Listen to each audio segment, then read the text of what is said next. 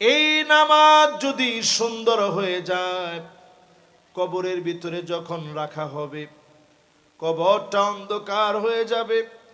হাত্তা ইয়াসমা'a সিমাআন আলাইহি,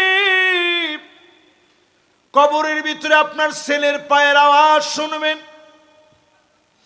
আপনার আত্মীয় স্বজন বন্ধু বান্ধবের পায়ের আওয়াজ শুনবেন।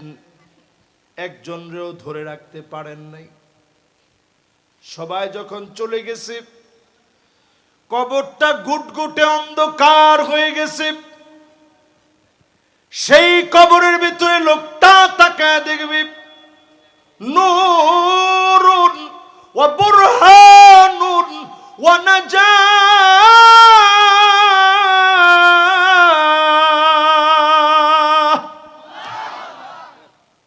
কে যেন আলো হয়ে জ্বলে গেছে। লোকটা ডাক দিয়ে বলবে, কে গো তুমি? সবাই চলে গেছে, তুমি কোত্থেকে আলো হয়ে জ্বললা? নামাজ সেদিন বলবে, আমি তোমার নামাজ, আলো হয়ে তোমার জন্য আছি, বাতি হয়ে তোমার জন্য থাকলাম, সাক্ষী হয়ে দাঁড়ায় গেলাম। নামাজ সেদিন সাক্ষী দিবে। নামাজের সাক্ষীর কারণে ডেকে ডেকে যিনি মাফ করে দিবেন তিনি কে?